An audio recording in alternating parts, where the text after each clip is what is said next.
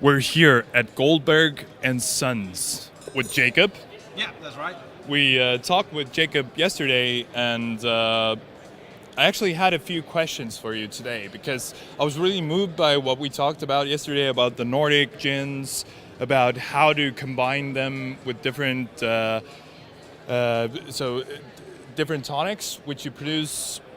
But what I wanted to ask was that how important are the ingredients, and you as a kind of a tonic maker, how do you view mixing alcohol with tonics, and what's the whole thing about that, and maybe you can elaborate and tell people what's going on.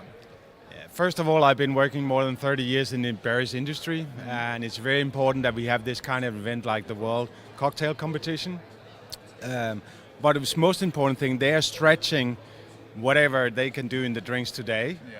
That's the future we're going to taste. Some of the tastes, notes, whatever, it may be something that we never seen before. We don't know yet. But for us as a producer, it's important that the quality that we are offering in a carbonated drink is as high level as possible. That have two purposes, because you also always need purpose. Yeah, sure. The purpose is that the thrilling, the cocktail complementing the alcohol produced. The other thing is that giving a taste note that the end consumers prefer or like. We know drinks like rum and coke, we know drinks like vodka juice, we know drinks like gin and tonic.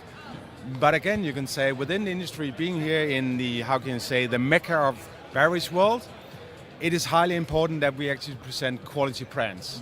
And the quality brands also give the consumer to choose a quality cocktail. And when they do that, they drink more. And basically, when they drink more, we earn more money. Very simple.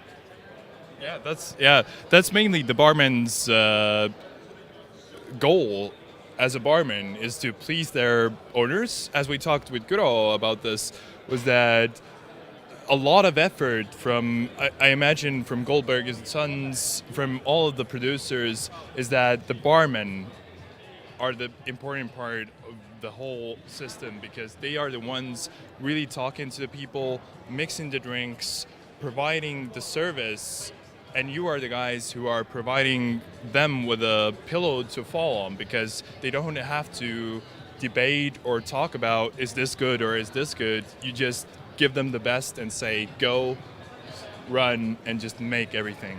You can say initially the bartender or the barman is our brand ambassador. Exactly. They are the industry ambassador behind the desk. You and I might be consumers on the other side of the desk. So when the barman say, hey, you guys, you want a gin and tonic? Yes, please. He's choosing a gin. It could be Cure, it could be one of the gins that we have here. Yeah. Disregarding gins, it's a quality gin, but he also needs a helping hand in terms of having the toolbox. So we're providing a toolbox of mixes where he can choose in whatever flavor he wants. We have a yuzu, which is Japanese inspired. We have a hibiscus, which is with the hibiscus flower. We have the classic tonic. And we have at the end, we have the ginger beer. These are the most preferred, let's say, mixers used around the world. Of course, you have the soda, you have the bitter lemon, but in terms of the modern world, these are the mixers flavors used. And to do this as an Indian tonic with the right dryness in the brand gives the bartenders a tool to make the perfect serve. Yeah, exactly. So, as we talked about before today, it's really important to choose your mixers, choose your base alcohol, and choose, I think, in a broader sense, your customer who really knows what they're actually drinking.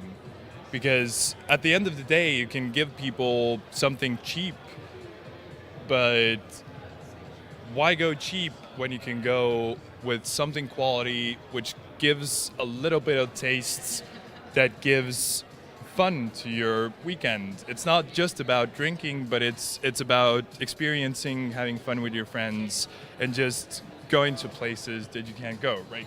Definitely. Obviously, you know, if we talked about gin, you could say gin is in. Yeah. There's so many producers producing different kind of gins, different notes, but it's all happened about what is nice in your mouth compared to what is nice in my mouth.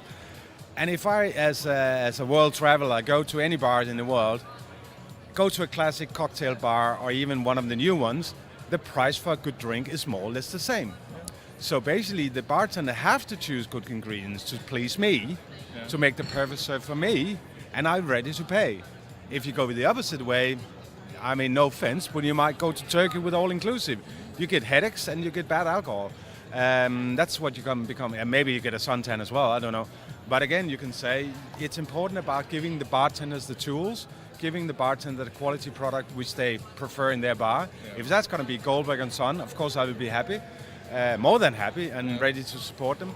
But I'm also happy to explore the world of beverages, saying we are stretching our effort to bring this event through, being a sponsor, giving money to the organizers, to stretch the whole beverage world, and maybe, I don't know, later on we will see some fabulous cocktail, and I know some of them, I wouldn't say which country, but some of them containing Goldberg, of course.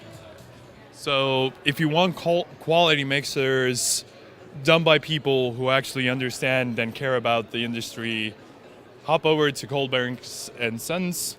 And call me. And call Jacob. And what else do we have to say but back to the stage?